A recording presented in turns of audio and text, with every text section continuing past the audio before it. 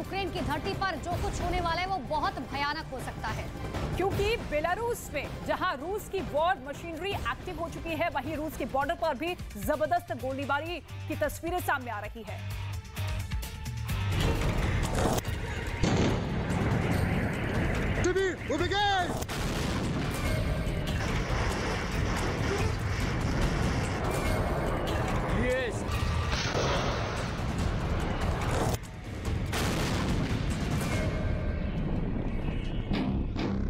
Ukraine में भयानक बमबारी का अलार्म। बेलारूस में एक्टिव हुई रूसी सेना।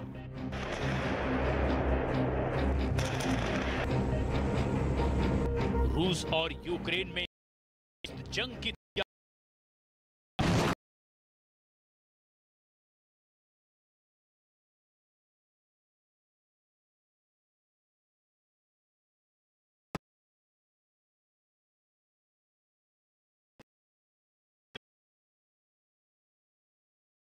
की तस्दीक कर रही हैं। ये तस्वीरें बेलारूस के पिंस्क शहर से आई हैं, जहां की मशीनरी को एक्टिव मोड पर ला दिया गया है। युद्ध के मैदान में दुश्मन से लोहा लेने के लिए बख्तरबंद गाड़ियों और तोपों को रवाना किया जा रहा है। बेलारूस में ये वॉर मशीनरी ऐसे वक्त में एक्टिव हुई है जब रूस की सेना ने बेलारूस में अपना सैन्य बेस तैयार कर लिया है। इतना ही नहीं, दावा तो ये भी किया जा रहा है कि बेलारूस की सेना के 60,000 सैनिक यूक्रेन के खिलाफ जंग में उतरने की तैयारी कर रहे हैं। उधर रूस के बॉर्डर से भी जबरदस्त बमबारी की तस्वीरें सामने आ रही हैं। रूस के शहर बेलगरद से आई इन तस्वीरों को देखिए। एक के बाद एक हुए कई धमाकों के बाद यहाँ मचा हुआ है। दावा कि यूक्रेन की सेना ने ये बमबारी शुरू की है और जोन साई इन तस्वीरों को भी देख लीजिए।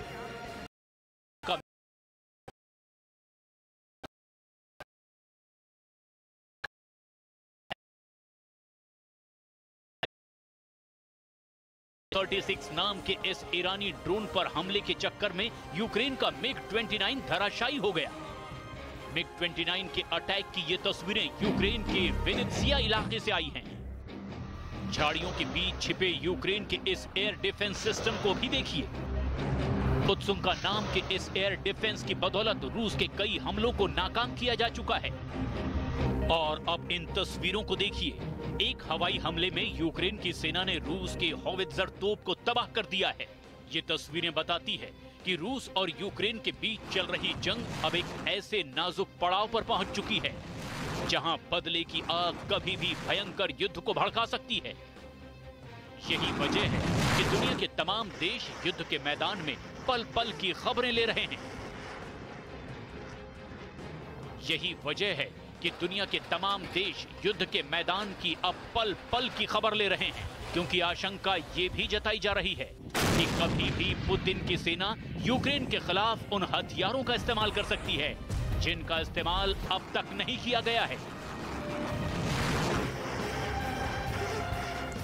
और जिस नाटो और यूरोपियन यूनियन के भरोसे जेलेंस्की ने पुतिन से लोहा लेने की ठानी थी, उसी नाटो और यूरोपियन यूनियन ने जंग के दौरान यूक्रेन की कितनी मदद की, अब आपको वो दिखाते हैं। बिल्कुल, ग्राफिक्स के जरिए आपको बताने की कोशिश करते हैं कि कितनी मदद यहां पर पहुंचाई गई है। सबसे पहले नाटो की बात करते हैं। सबसे पहले टैंक का आंकड़ा आपको दिखाते हैं। यहाँ पर सीधे तौर पर आप देखिए, जंग के बीचों बीच नाटो अब तक यूक्रेन को 11,000 से ज्यादा टैंक दे चुका है। इसके साथ ही बात की जाए तो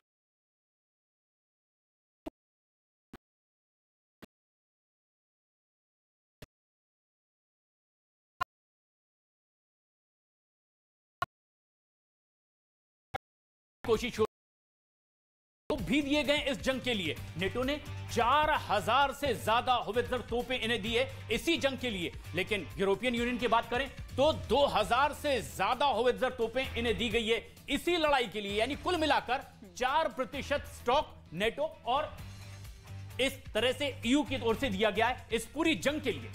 बिल्कुल, देखिए तोप की बात आपने सुनी, लेकिन अब बात करते हैं MRLS मिसाइल की, क्योंकि मल्टी लॉन्च रॉकेट सिस्टम की अब हम बात करें। नाटो की बात करें तो करीब 1000 मिसाइल जो है वो मुहैया कराई गई थी यूक्रेन को अकेले।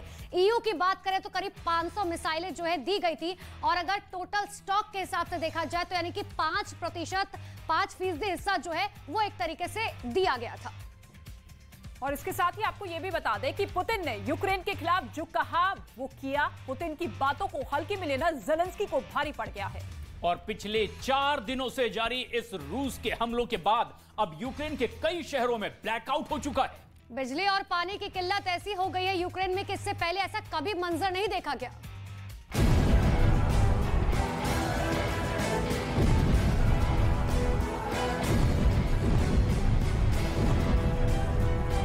पुतिन के प्रहार से अंधेरे में यूक्रेन।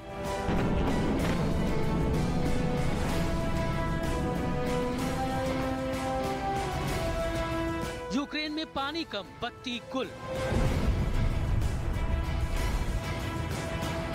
8 महीने के युद्ध में यूक्रेन ने ऐसा संकट कभी नहीं देखा, जो संकट इस वक्त यूक्रेन के लोग झेल रहे हैं। पुतिन के हमलों ने सिर्फ ही नहीं, यूक्रेन के कई शहरों में है लोग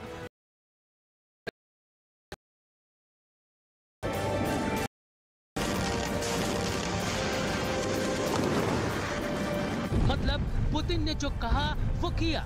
मिसाइलें बरसाकर यूक्रेन से ऐसा बदला लिया कि ज़ेलेंस्की का देश बिजली और पानी को तरस गया। पुतिन के इस हमले की तस्वीरें आना लगातार जारी हैं। कीव में तो तबाही का तांडव हुआ ही, दूसरे शहरों को भी पुतिन के बदले की आग में जलना पड़ा। यूक्रेन के चौथे सबसे बड़े शहर नीप्रो का भी रूस ने बुरा हश्र किया। रात में आसमान से बरसते आग के गोलों की ये तस्वीर इसी का सबूत है। रूस 4 दिन से लगातार यूक्रेन पर मिसाइलें बरसा रहा है और पुतिन अब तक यूक्रेन पर 5000 करोड़ रुपए से ज्यादा की मिसाइलें दाग चुके हैं। लेकिन पुतिन के तेवरों से ऐसा लगता है कि वो अभी रुकने के मूड में नहीं है।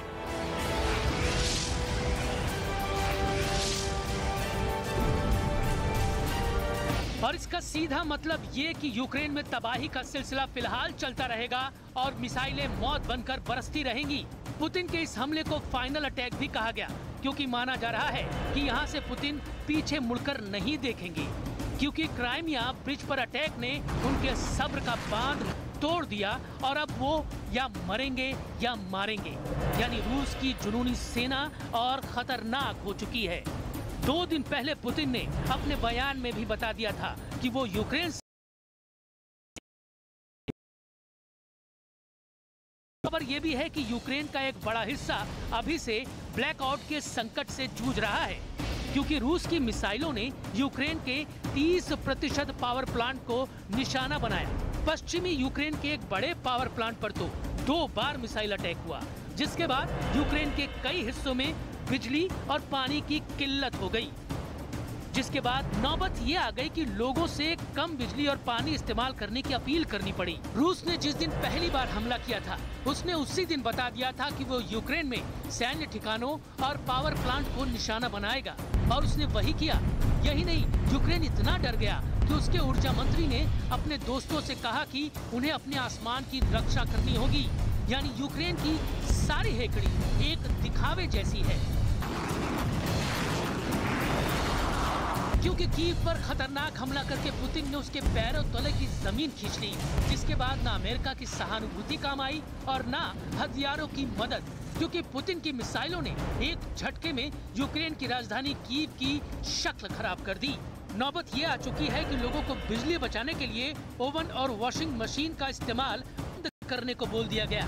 यानी पुतिन ने यूक्रेन को बिजली और पानी के लिए तरसा दिया है। मिसाइल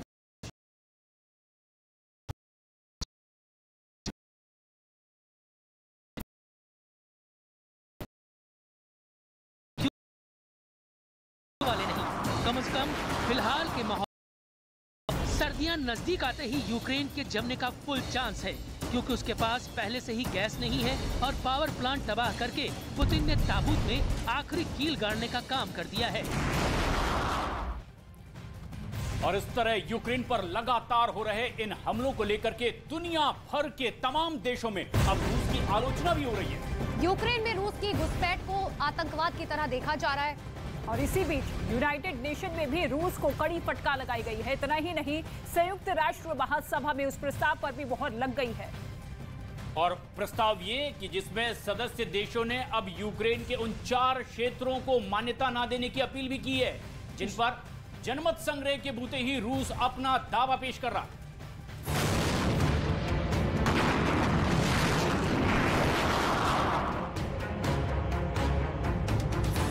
यूनाइटेड नेशन में रूस की घेरेबंदी, यूक्रेन में घुसपैठ पर रूस को फटका।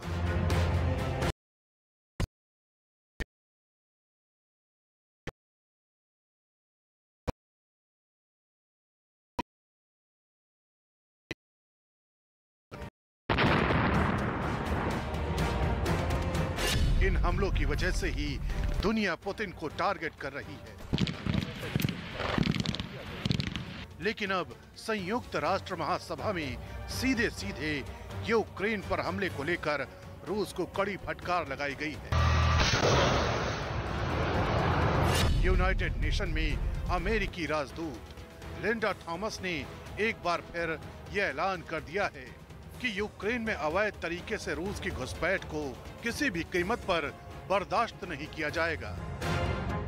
Nations will not tolerate attempts at illegal annexation. We will never recognize it. These United Nations will not tolerate seizing a neighbor's land by force. We will stand up to it. These United Nations will not tolerate the destruction of the UN Charter.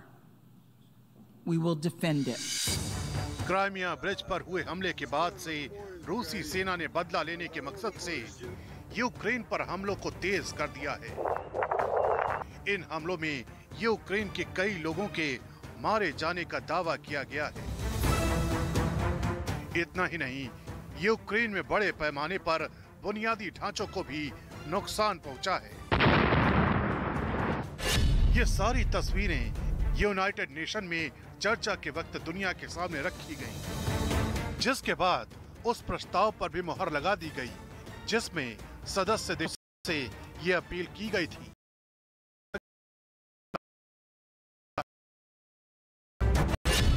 जा रहा है कि United nation में मतदान के दौरान 143 देशों ने प्रस्ताव के पक्ष में मतदान किया। 5 देशों ने विरोध में वोट डाले, जबकि 35 सदस्य देशों ने मतदान में हिस्सा नहीं लिया। Results of the vote is as follows: in favor 143, against 5, abstentions 35.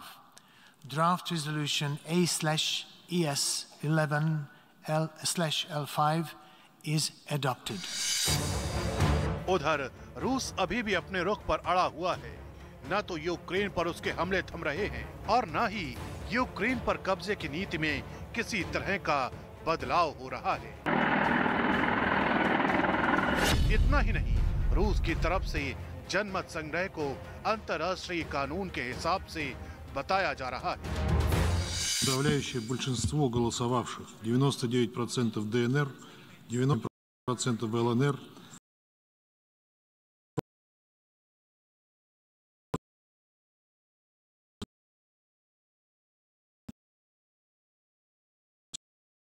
регионов не хотят возвращаться на Украину и сделали осознанный и свободный выбор в пользу нашей страны. यानी एक बार फिर ये तय हो गया है कि दुनिया भले ही इधर की उधर हो जाए, लेकिन पुतिन यूक्रेन में एक भी कदम पीछे हटने वाले नहीं हैं। यही वजह है कि भले ही दुनिया के तमाम देश पुतिन को धमकाने में जुटे हैं और यूक्रेन में रूस की घुसपैठ को अवैध करार दे रहे हैं, लेकिन एक सच ये भी है कि लोगों को ये डर भी सता रहा है कि कहीं पुतिन यूक्रेन के खिलाफ कुछ ऐसा न कर दें जिससे एक नए महासंग्राम की चिंगारी भड़क उठे।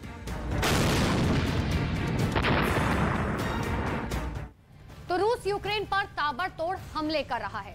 इसके साथ ही पुतिन ने जब से नए कमांडर को कमान दी है तब से उसने यूक्रेन में ऑपरेशन सीरिया शुरू कर दिया है और इसमें रूस मिसाइल, ड्रोन और रॉकेट के जरिए लगातार हमले कर रहा है। 10 अक्टूबर के बाद जो हमले किए गए उसमें खास बात यह है कि अब शहरों और मल्टी स्टोरेज बिल्डिंग को निशाना बनाया जा रहा है।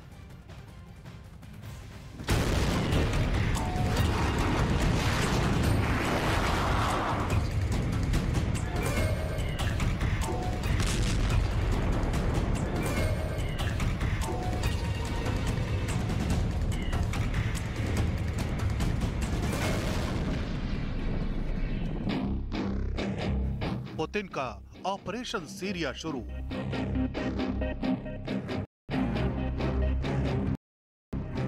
यूक्रेन को बेताब रूस।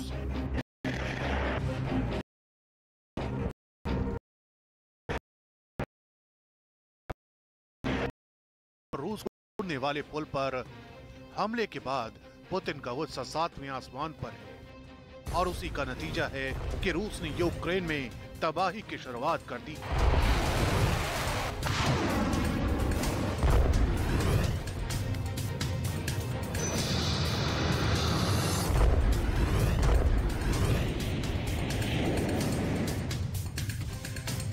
बीते 3 दिनों में जिस तरह से कीव समेत यूक्रेन के शहरों पर मौत बरस रही है, उससे तो साफ है कि यूक्रेन का हाल सीरिया जैसा होने जा रहा है और पुतिन की सेना ने इसकी शुरुआत भी कर दी है। जानकारों की माने तो रूस यूक्रेन पर सीधे परमाणु हमले से बच रहा है, लेकिन उसकी प्लानिंग बेहद खतरनाक है। ऑपरेशन सीरिया से हारेगा यूक्रेन। बर्बादी के मुहाने पर पहुंचा यूक्रेन। रूस यूक्रेन पर छोटी छोटी मिसाइलों से हमला कर रहा है ताकि यूक्रेन को मिट्टी में मिलाया जा सके। दावा किया जा रहा है कि रूस जिस तरह से हमले कर रहा है उससे अब लगने लगा है कि वो यूक्रेन को पाषाण काल में पहुंचा देगा, क्योंकि कभी आबाद रहने वाले सीरिया पर बारूद की बारिश इस कदर हुई थी कि वो 11 साल बाद आज तक बंजर है। कीव की बड़ी इमारतों पर रूस का निशाना।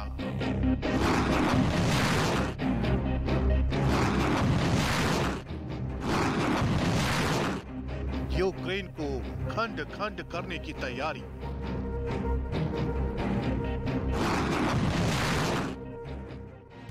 रूस की सेना को जब से नया कमांडर मिला है उसकी जंग की प्लानिंग बदल गई है।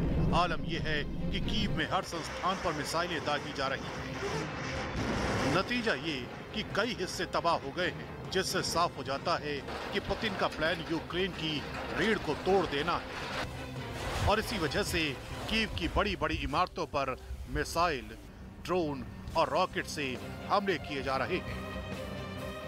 क्राइमिया के पुल को तबाह करने के बाद अभी यूक्रेन जश्न मना रहा था, लेकिन 10 अक्टूबर को रूस के पलटवार ने यूक्रेन को कभी न भरने वाले जख्म दिए। अचानक तेज हुए हमलों के बाद रूस ने साफ कर दिया है कि क्राइमिया पुल पर ब्लास्ट कर यूक्रेन ने सीमा रेखा पार कर दी है। अब जो रूस की तरफ से पलटवार किया जा रहा है उसमें सिर्फ मल्टी लोकेशन को टारगेट किया जा रहा है, यानी यूक्रेन की हर बिल्डिंग अब रूस के निशाने पर है। रूस ने यूक्रेन के थर्मल पावर प्लांट और कमांड सेंटरों को निशाना बनाया है, जिसके बाद यूक्रेन के कई शहरों की बिजली आपूर्ति भी ठप हो चुकी है। वैसे भी रूस के राष्ट्रपति तो पहले ही साफ कर चुके हैं कि रूस को जो नुकसान पहुंचाएगा उसे बख्शा नहीं जाएगा। करीब 8 महीने से जारी जंग के बीच अचानक से आए पुतिन के इस नए कॉन्फिडेंस के पीछे जो चेहरा है वो है जनरल सर्गेई सुरोविकिन। ये वही कमांडर है जिसे रूस ने स्पेशल ऑपरेशन कमांडर के तौर पर रूस की सेना का जिम्मा दिया है। सर्गेई सुरोविकिन वही जनरल हैं जिस पर सीरिया में जमीन और हवा से हमलों का जिम्मा था। सर्गेई सुरोविकिन की ही अगुवाई में सीरिया के अलेप्पो पर 1 महीने तक बम गिराए गए थे, यही वो जगह थी जहां विद्रोही और नागरिकों ने कब्जा कर लिया था। अब कुछ वैसा ही पुतिन अपने नए जनरल के जरिए यूक्रेन में करने की तैयारी कर रहे हैं।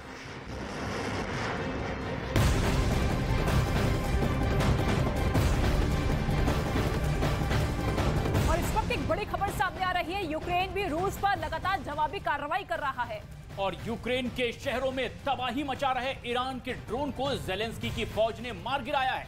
मिसाइल लगते ही ड्रोन तेजी से नीचे जाता हुआ दिखाई दिया। इसके साथ ही यूक्रेन के रक्षा मंत्रालय ने ड्रोन को तबाह करने का वीडियो जारी किया। साफ तरीके से दिखाई दे रहा है तरीके से यूक्रेन की सेना पलटवार करती हुई।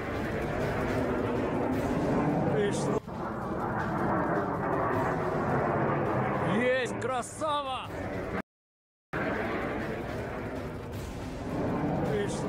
और पुतिन एक बार फिर से यूक्रेन की तरफ निगाहें तिरछी कर चुके हैं और पुतिन ने अपनी 2500 हिटमैन को अब एक्टिव कर दिया है। यानी अब ज़ेलेंस्की के खिलाफ लुकआउट नोटिस निकल चुका है। और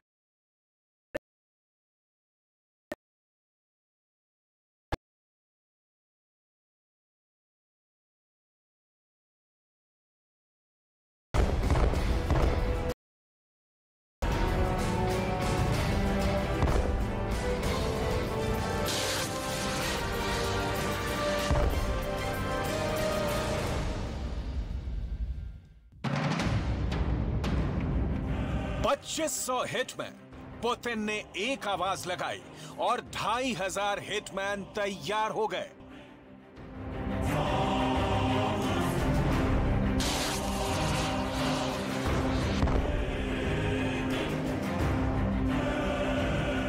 पुतिन का एक ऑर्डर इस बार कीव को बख्शेगा नहीं। क्या अगले सरप्राइज अटैक में ज़ेलेंस्की का बंकर पूरी तरह तबाह हो जाएगा? ज़ेलेंस्की के सीक्रेट अड्डे पर हिटमैन का हमला कैसे होगा? हिटमैन कौन है? कितना फायर पावर है?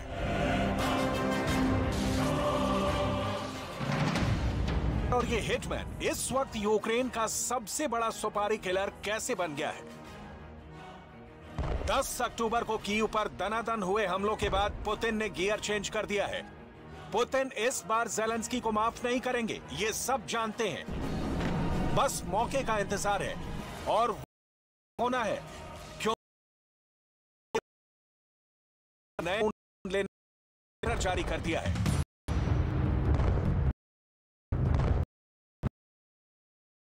इनका मीडिया ज़ेलेंस्की के हवाले से है कि रूस ईरान से 2400 ड्रोन ले रहा है। ये खबरें हर जगह फैली हुई हैं। शाहिद 136 ड्रोन की बात हो रही है। सोशल मीडिया पर भी बताया जा रहा है कि पुतिन ने ईरान को ड्रोन का बहुत बड़ा ऑर्डर दे दिया है। शाहिद 136 को लेकर ज़ेलेंस्की ने क्या कहा है, बहुत गौर से देखिएगा, क्योंकि उनकी बातों ने साबित कर दिया है कि ईरान के ड्रोन इस वक्त यूक्रेन को बहुत बड़ी चोट पहुंचा रहे हैं। Вчора ворогом застосовано вже більше сотні крилатих ракет, десятки різних безпілотників, включно з іранськими шахідами. І кожні 10 хвилин я отримую повідомлення про застосування ворогом іранських шахідів. 10 अक्टूबर को कीव पर पुतिन का जो गुस्सा फूटा था, उसमें 2 बड़े हथियारों की भूमिका थी। इसलिए पुतिन के 2 सबसे खतरनाक हिटमैन देखिए। पहली है कलिब्र मिसाइल और दूसरा है शाहिद 136 आत्मघाती ड्रोन।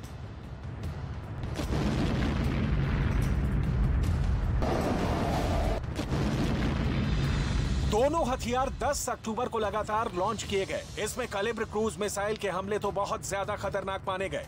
इस मिसाइल के अलग अलग वर्जन से पुतिन ने कीव और यूक्रेन के कई शहरों पर कयामत बरसाई। कलिब्र हर तरफ से लॉन्च की गई, बॉम्बर से लॉन्च की गई, समंदर से लॉन्च की गई और लैंड बेस्ड लॉन्चर से दागी गई। काला सागर से उठे इन मिसाइलों के बवंडर ने कीव को पूरी तरह हिलाकर रख दिया। परमाणु हमले जैसे खतरे को देखते हुए लोग अंडरग्राउंड मेट्रो में पनाह लेने लगे। पुतिन का दूसरा सबसे बड़ा हथियार है शाहिद 136 ड्रोन। ज़ेलेंस्की के लिए बहुत बड़ा सरप्राइज दिया था। इस हिटमैन ने पहले से तय टारगेट पर जबरदस्त हमले किए और इस वक्त आ रही है एक बेहद अहम और बड़ी खबर। गुजरात के आम आदमी पार्टी के अध्यक्ष गोपाल इटालिया को महिला आयोग के ऑफिस में ही पुलिस ने हिरासत में ले लिया है। गोपाल इटालिया को प्रधानमंत्री मोदी पर विवादित बयान मामले में महिला आयोग के अध्यक्ष रेखा शर्मा ने आज तलब किया था और इसी सिलसिले में गोपाल इटालिया महिला आयोग के ऑफिस में पेशी पर पहुंचे थे, जहां उन्हें पुलिस ने हिरासत में ले लिया है।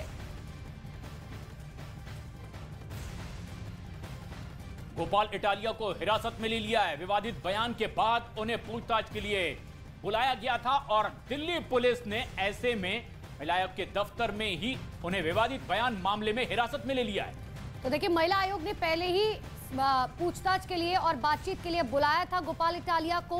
बकायदा इसके लिए एक लेटर लिखा गया था, लेकिन बीजेपी और प्रधानमंत्री नरेंद्र मोदी को लेकर जिस तरीके की विवादित टिप्पणी गोपाल इटालिया ने की थी, उसके बाद बीजेपी लगातार आम आदमी पार्टी पर हमलावर थी।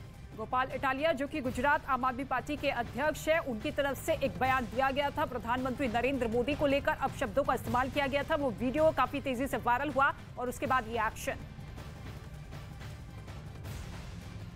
आम आदमी पार्टी के गुजरात प्रमुख पुलिस ने हिरासत में लिया है। पुलिस की गाड़ी में गोपाल इटालिया को बिठाया गया है। आप तस्वीरों में देखेंगे, ये देखिए पुलिस लेकर जा रही है गोपाल इटालिया को। अभी ये पुष्टि नहीं है कि क्यों गोपाल इटालिया को हिरासत में लिया गया है। देखिए, हिरासत में ले लिया गया है गोपाल इटालिया को। ये तस्वीर आप देख सकते हैं, एक बयान दिया था, उसके बाद एनसीडब्ल्यू पहुंचे थे। तस्वीर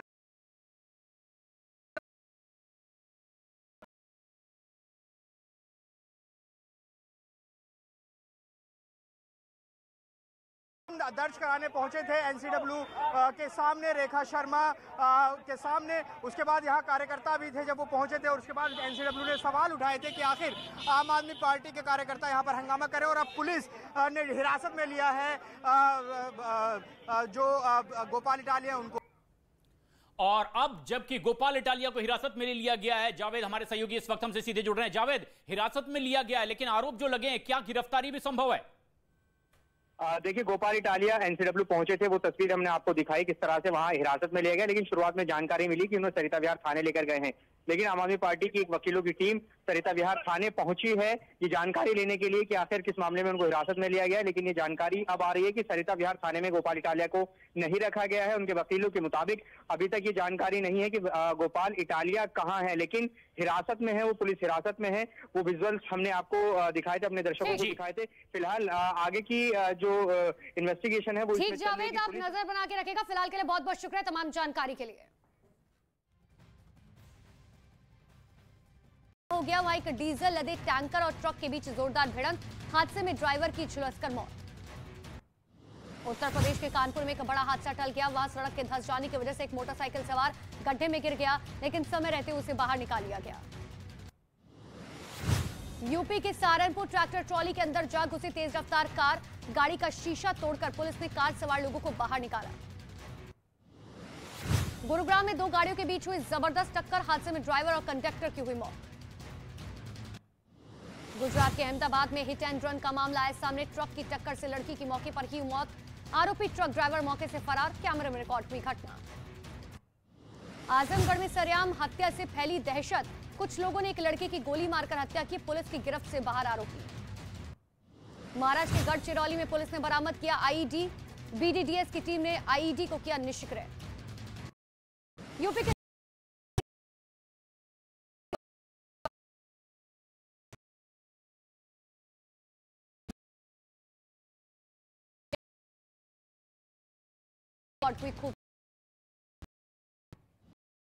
से हैरान करने वाला वीडियो आया सामने, जिसमें दो कैदी पुलिस की एम्बुलेंस में मस्ती करते हुए दिखाई दिए। मौज मस्ती का ये वीडियो वायरल। यूपी के देवरिया में खूबसूरत तस्वीर आई सामने। हिंदू और मुस्लिम समुदाय के लोगों ने मिलकर राम बारात निकाली। अलग अलग जगह पर राम बारात में फूलों की वर्षा कर स्वागत किया गया। दुबई में चीनी कंपनी ने फ्लाइंग कार की टेस्टिंग की। सफल परीक्षण के बाद कंपनी इसे ग्लोबल मार्केट में लॉन्च करने की कर रही है तैयारी। यूक्रेन युद्ध को देखते हुए रूस अपने पुराने टैंकों को कर रहा है अपडेट। नए टैंक के निर्माण में हो रही देरी की वजह से पुराने टैंक T-60 को कर रहा है अपडेट। 800 टैंकों को रूस करेगा अपडेट। इटली से एक हैरान करने वाला वीडियो आए सामने। टेक ऑफ के दौरान एक कार को विमान से धुआं उठने लगा। अगले ही पल हवाई जहाज का एक पहिया निकलकर नीचे गिर गया। यह विमान इटली से अमेरिका के लिए उड़ान भर रहा था। और अर्जेंटीना के वनस आयर्स में आग लगने से मचा हड़कंप। वहां पुराना नदी के डेल्टा में लगी आग। भड़की आग ने सैकड़ों पेड़ों को जलाकर किया राख।